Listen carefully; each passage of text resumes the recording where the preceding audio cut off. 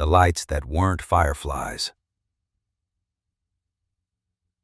I don't know how to start, so I'll start there. I was 4, maybe 5. It was a long time ago. I don't remember the year. I remember the road and the truck and the dark, and the way the dark felt in that part of the country, where the city never taught you what the dark could be. I remember the lights. I remember what my mother said.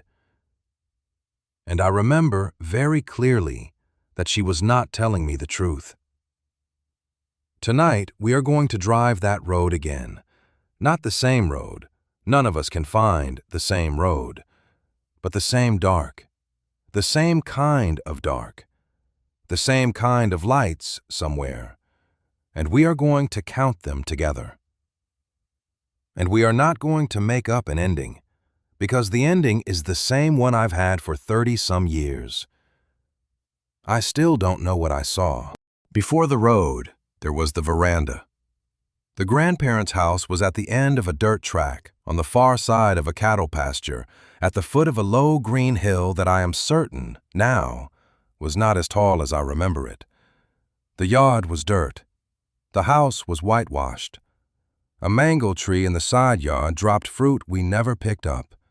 The chickens got to it first. A single bare bulb hung over the cement veranda on a wire, and a thin yellow dog slept on the porch in the shape of a comma. The evening stayed warm long after the sun went down. The crickets started while the sky was still blue. I was small enough that the veranda felt wide. I was small enough that the dog was a hero of mine. My mother drove an old pickup. The seat had a tear in it. My hip fit into the tear, and the foam padding made a small sound against my shorts every time the truck rolled over a bump. My mother had a way of looking straight ahead, the way a person looks when they are trying not to think about a thing. She did that for most of the drive. The first part of the drive was paved. We were going to my grandmother's on the other side of the small town, the way we'd gone a dozen times. Then we turned off the paved road. The truck slowed. The headlights bent down a little. The trees on either side closed in. 40 minutes.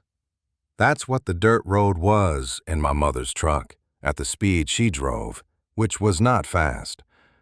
40 minutes of a road that wasn't really a road, just 2 ruts threading forward through the dark, with grass coming up between the ruts and a fence on either side, and the dark shapes of cattle standing in the grass on the other side of the fence. The headlights made a yellow tunnel ahead of us, and the tunnel moved with us, and the dark was always just outside the tunnel, waiting. This was the part of the country where the city never taught you what the dark was. I knew that even then. I knew it the way a person knows a thing they have no word for. I saw the first one about 10 minutes in. It was low, lower than the grass almost. It was a horizontal line, a smear, not a point. It moved. It ran the way a small animal would run, a few meters along the fence line. And then it was gone. I didn't say anything. I had the window cracked and the night air was coming in, and I was watching the dark the way a person watches the dark when they think they might see something else. I saw it again. The same low smear, same direction, same speed. Gone. Then there were more. They were low, in the grass, on the other side of the fence. They were horizontal, not pinpoints. They moved. They didn't drift the way a firefly drifts. They ran the way small running things run, a quick streak, a few meters, and out. And then another. And another, and another. After a while, I stopped counting individual ones and started counting the gaps between them. The gaps were short. The gaps were getting shorter. The dark was filling up. I was, I think, the only one in the cab who was watching the dark that closely. Mama. Mama. What are those? She didn't look. She kept her eyes on the yellow tunnel the headlights made. The dashboard lit her in soft blue, the way dashboard light does. The muscles along her jaw tightened a little. "Fireflies," she said. "Go to sleep." She said it the way a person says a thing when they have already decided not to say anything else. The way a person says a thing when they think a small question deserves a small answer, and the small answer is a door closing. I didn't ask again. I had my hand on the open window ledge. The night air was warm and smelled like grass and like the first rain of the season, which is a smell you cannot fake. The lights kept running in the dark. They ran in the same direction. They ran the way small things run when they are moving toward a thing. My mother had closed the door. I understood the door. I was too small to push it, and she had not been small for a long time, and the door was a thing we both knew about and were not going to talk about. The road went on. I had seen fireflies before. I knew what they did. A firefly is a pinpoint. A firefly blinks. A firefly drifts. A firefly wanders, the way a moth wanders, the way a paper lantern wanders on a slow current of air. A firefly blinks, goes out, blinks again somewhere else. A firefly does not run. A firefly does not move in a line. A firefly does not all move the same way at the same time. What I saw in the grass was not a firefly. The road went on. The pasture went on. The dark went on. The cattle stood in the grass on the other side of the fence, low, dark shapes against the lower dark, not moving. I had the same sense I'd had since we turned off the paved road, that the dark was a place with rooms, and we were moving through one of the rooms, and the rooms had different kinds of silence in them.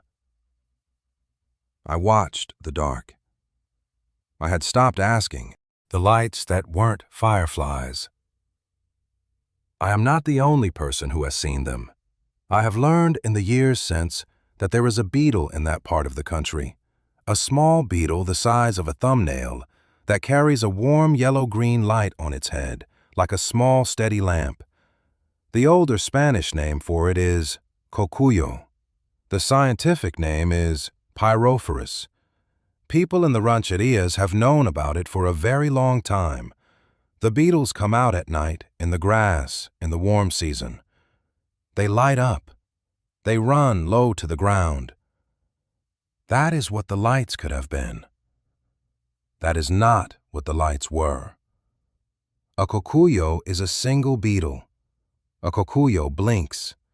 A cocuyo is not, on its own, 100 lights running the same direction in a line.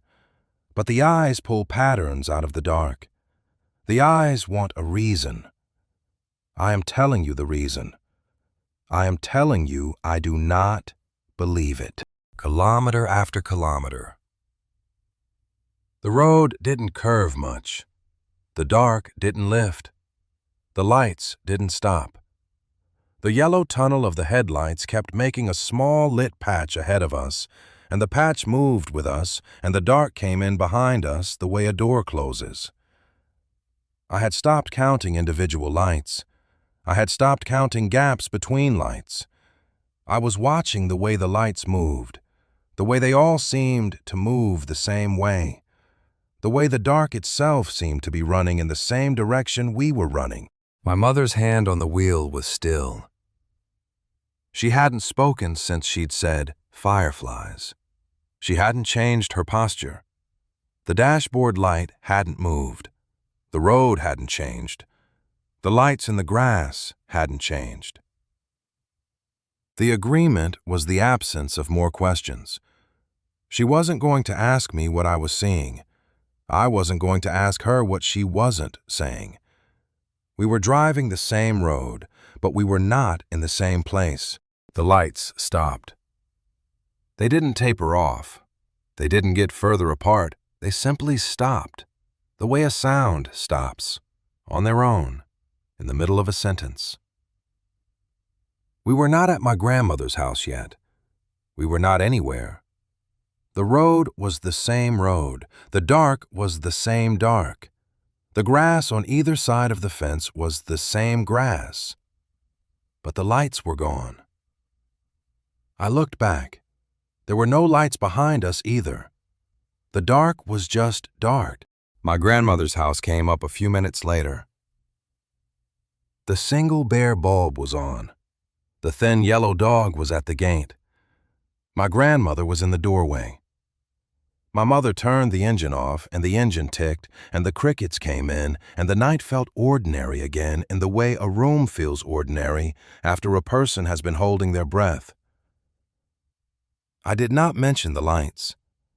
I did not mention them that night, or the next morning, or for many years after. I got out of the cab.